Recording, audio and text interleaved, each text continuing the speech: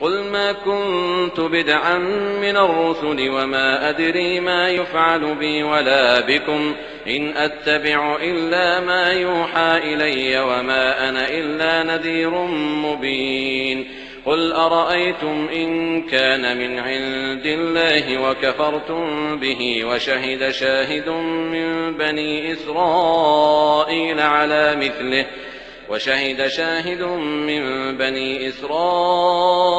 على مثله فآمن واستكبرتم إن الله لا يهدي القوم الظالمين.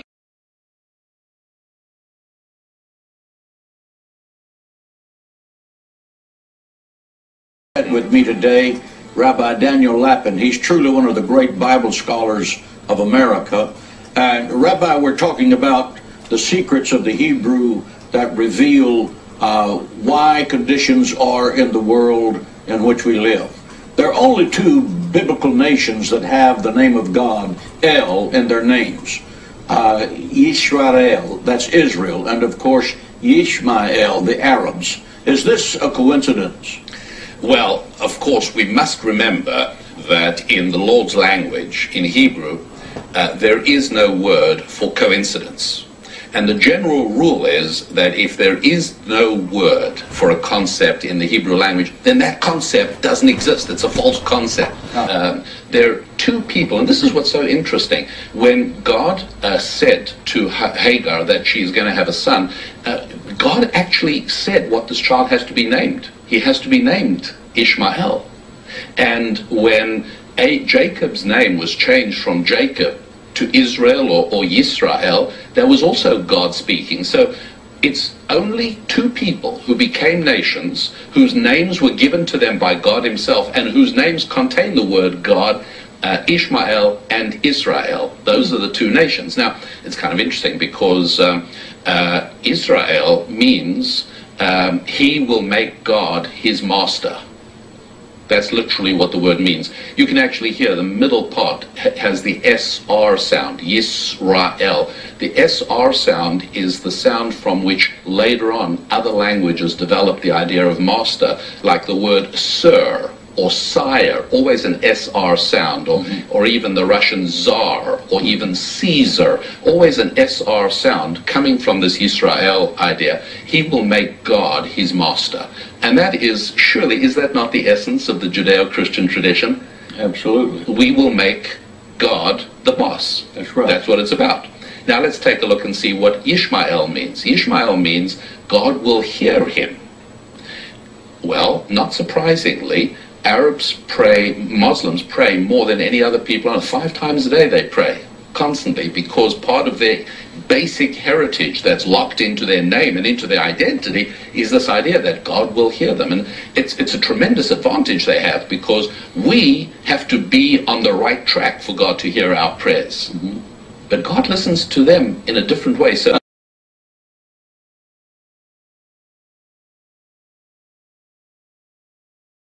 comment eux ils disent Dieu? Allah, c'est le même mot. Allah, ça vient de El, comme beaucoup de mots arabes viennent de l'hébreu. Allah. Chez Israël, chez Ishmaël.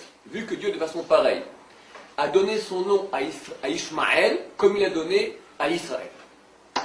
Le nom de Dieu, c'est El. Et il y a un seul peuple au monde qui s'appelle, qui a dans son nom le nom de Dieu. El, c'est Israël. Il y en a un deuxième, comme Israël, c'est qui? Ishmaël. Vu que sert Dieu. Le Rabbi Vital, un des plus grands kabbalistes de tous les temps, écrit il y a 500 ans. De plus, il est fils d'Abraham, donc il est béni. Et Abraham a imploré Dieu, bénis Lou Yichilefanecha Ishmaël, que bénis Dieu. Et Dieu l'exauce, il est béni, il est circoncis, donc il a une alliance, Brit, c'est une alliance avec Dieu. Il sert même Dieu que nous, donc il a du mérite. Un homme, nous sommes tous des âmes du premier homme. Alors que tous les autres êtres humains sont appelés des Bnei Adam, des fils de l'homme. Nous sommes une seule entité. Maintenant, il y a un peuple qui est aussi appelé Adam. C'est Ishmaël. Il est appelé Père et Adam. Homme, c'est un homme. C'est la seule religion au monde qui sert le même Dieu que nous. La seule. Le Dieu d'Abraham. Tu en connais une autre? Tu me fais une grimace comme ça.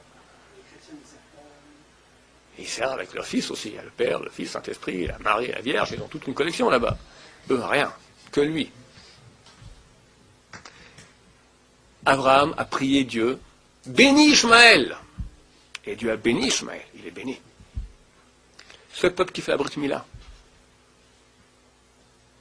Ce peuple qui a droit à être en terre d'Israël à la place de nous. À l'endroit du temple. Aucun autre peuple a pu y être. Longtemps en tout cas. Donc au niveau des mérites, il est beaucoup plus grand que les autres.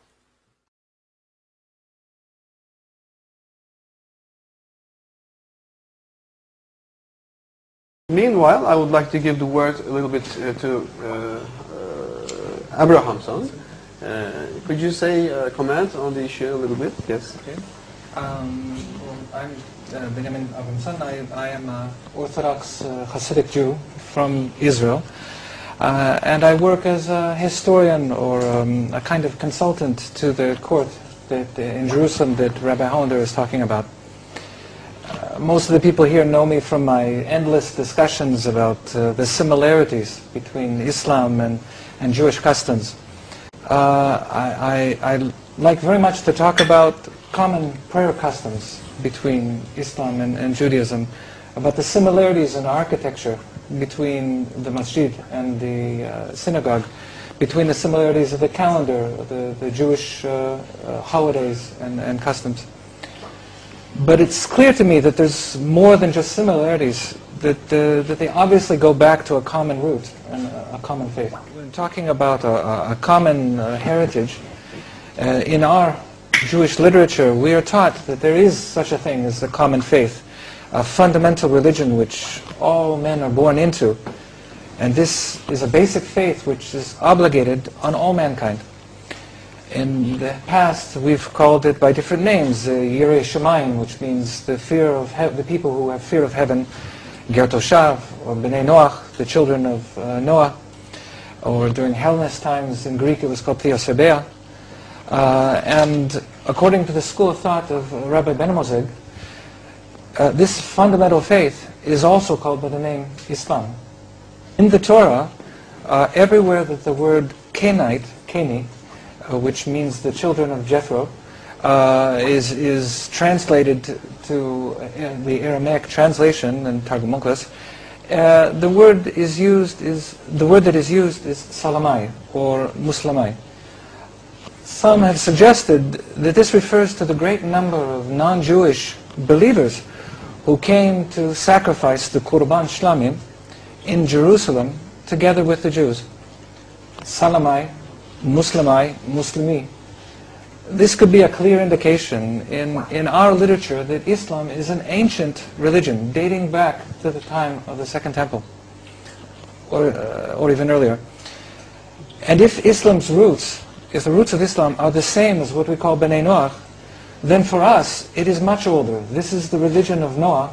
This is the religion of Adam himself.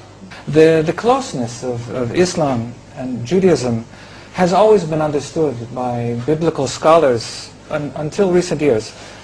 The close relationship with the Jews, the 10 lost tribes, the Arabs, the Rechabites, all this was assumed to be true.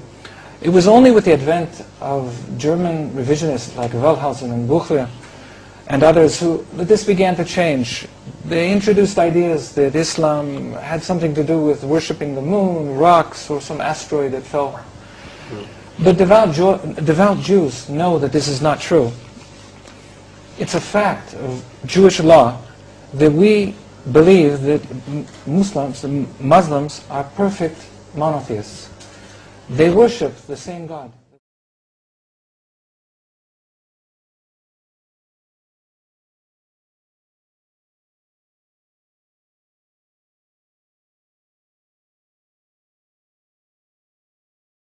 Is mentioned by name in the original scriptures. The Old Testament, according to Christian authorities, was preserved in the Hebrew language, and the New Testament in Greek scriptures, Greek language. In the Old Testament, in the Song of Solomon, chapter 5, verse 16, in the Hebrew language, it reads, I'm sure Brother Swaggart would appreciate it, because I thought I heard him say that he knows Hebrew and he knows Greek. In the Hebrew language, it says, Hikko mamittakim vi kullo Muhammadim zahdudi vi zahra'i bainat Jerusalem. Song of Solomon, chapter 5, verse 16. The word Muhammadim is Muhammad, im, I am im. Im is a plural of respect in Hebrew.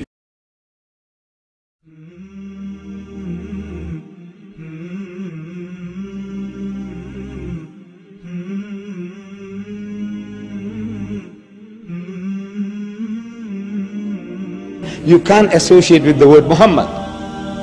You read it 1,000 times, altogether lovely, altogether lovely. Or let's say in another language, the praised one, the praised one. Muhammad means the praised one. But he said the praised one, the praised one. You can't think that he's talking about Muhammad, though Muhammad means the praised one. You have no right to translate names of people.